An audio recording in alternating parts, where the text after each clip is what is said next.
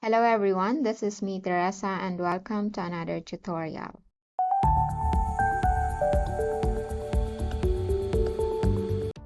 In today's tutorial guys, gagawa tayo ng email signature para sa ating Gmail account. Interested to learn how to create a Gmail signature? Please keep on watching. So gagamit tayo ng Canva guys sa paggawa ng email signature natin. Actually, meron yan. Halimbawa sa Gmail, pwede kang magagawa doon ng email signature.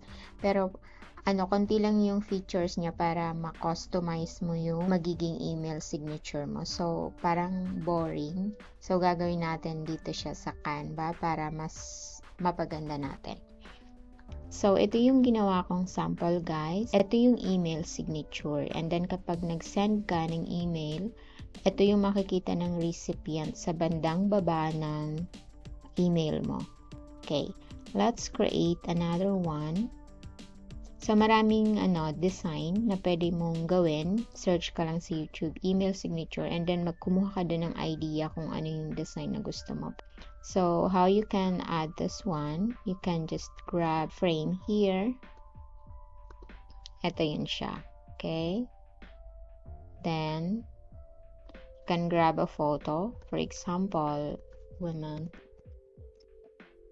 So, sa photo naman, for this tutorial guys, gagamit ako nito. Sa photo, you can use your photo of course. Let's say this one. I-drag natin siya dyan. And then, you can add elements. This one. Okay. You can add this one to back. Position it to back, go to the top toolbar and backward.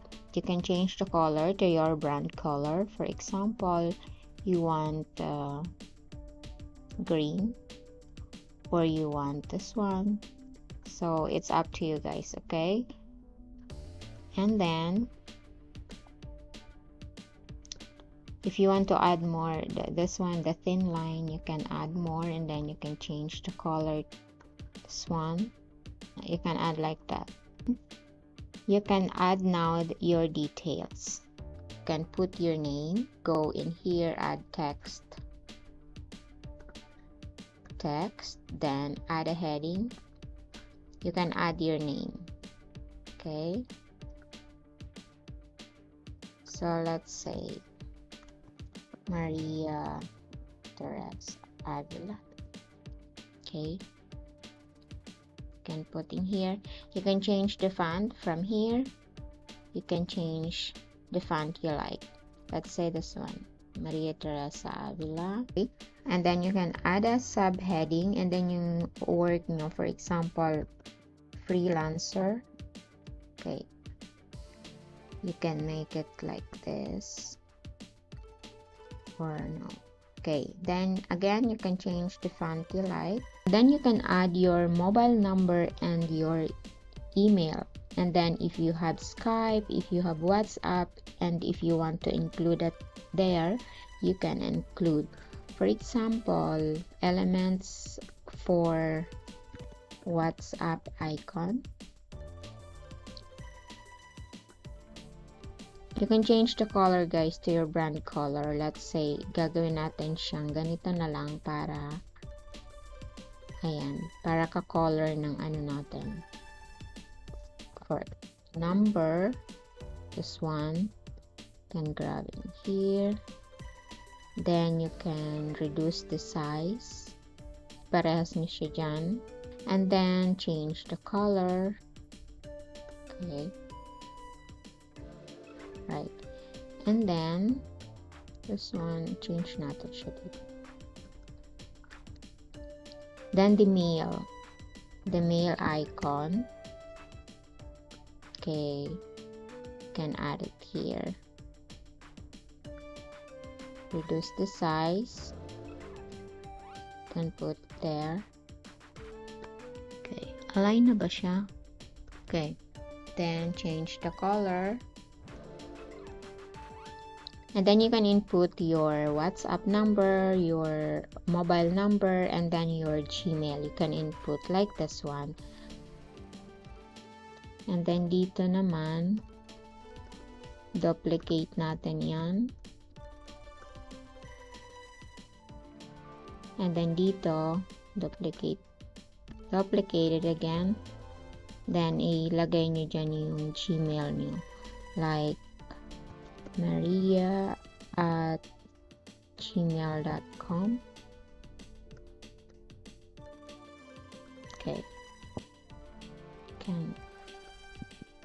Alright. So, you can change the color for your name. So, kung okay na yun sa inyo guys, ang gagawin nyo is download nyo. You can go to share, then click on download. It's okay if you choose transparent background. Pwede ring hindi transparent background, okay? Then you can download it. So gagawa naman tayo ng social media icon para i-insert natin dito sa ating email signature. Meron ako ditong ginawa. Size niya is 50 pixels by 50. Okay? You can grab Facebook, Instagram, YouTube, or kung meron pa kayong ibang social media, you can add a page and create again. Okay, sample TikTok. You can grab one here, and then you can download it as transparent background. So transparent background, guys, you cannot access if you are using Canva free account. If you want to try Canva Pro for 30 days free trial, you can click my link on the description below and explore Canva Pro for 30 days. You can cancel it anytime, hassle-free. Alright? And then click on, and then again, download it. Okay? Download it one by one. How you can set this to your Gmail. Okay. Ang ilalagay ko is yung ginawa ko. Let's go to Gmail. And then click here sa settings. See all settings. Then scroll down to signature. Dito nyo siya makikita. So meron akong nilagay dito. I-delete natin yan and I will show you how you can do it. Click on delete. Then create new signature. Let's create new. Then yung name na ginawa nyo. Okay, let's create. And then let's add an image. Insert image here. Upload. Then select the file from your computer. Open. And andito na siya. Okay? You can select size. Small is too small. Medium. And large. This is the original size. So, ang pipili natin is large. Alright? So, ito na guys yung cursor niya. Pero kapag nandito siya, minsan nandito yan siya. Ang pipindutin nyo lang is yung right arrow. Yung arrow papunta sa right. And then, after that, click on enter. And dito tayo mag-insert ng social media icon. Let's go to image. Then click on upload. Select the file. Facebook unahin natin. And then automatic nandiyan na siya. Okay? So para makapag-add ka pa uli, ayan, click on image again, upload, select file, so Instagram, okay. So andito yung cursor nyo guys. Ang gagawin natin is yung arrow papunta sa right. I-click mo lang yan para makapag-add ka pa. Click image, then click on upload, select file, then YouTube. Okay, so andyan na. Paano mo siya malalagyan ng link para maging clickable? So ang gagawin mo is select mo lang siya. Ayan. Then, eto siya, link. Click on that. And then, you can paste your YouTube URL here. Let's say, my YouTube. Click OK. So, kapag inano mo siya, pinoint out mo siya, tingnan mo. Go to link sa YouTube. mapupunta. Okay? And then, the same na gagawin nyo dito sa Instagram. Select nyo yan. Ayan. Select natin yung, na ano siya? Napalit. Ayan. Yung arrow. Okay. Select natin to. Instagram, click on link, and then paste nyo yung URL ng Instagram nyo. Same din sa Facebook nyo. And then, dito sa signature default, scroll down. You need to set it to your new signature, and then save changes. Okay. And then, i-test natin. Compose. So, ito yung preview ng ginawa natin. Let's create a test. Then test hello, then click on send, then view message. So ganito, ito yung email signature na ginawa natin. Maganda, diba? Okay, yung iba is napakaliit.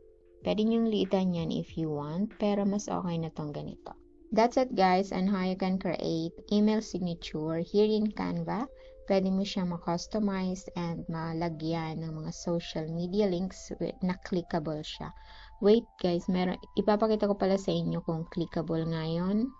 So ito yung preview kapag nag-send tayo ng email sa recipient natin. If they click on your YouTube icon, mariredirect sila dun sa YouTube URL na nilagay nyo dun sa social media icon.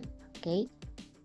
So, that's it on how you can create email signature with social media clickable links dito sa Canva. I hope you find this video useful guys, and please don't forget to subscribe if you haven't subscribed yet, like and share. Comment down below if you have any questions, and share your experience in creating email signature using Canva. Thank you guys for watching. Have a good day and God bless everyone.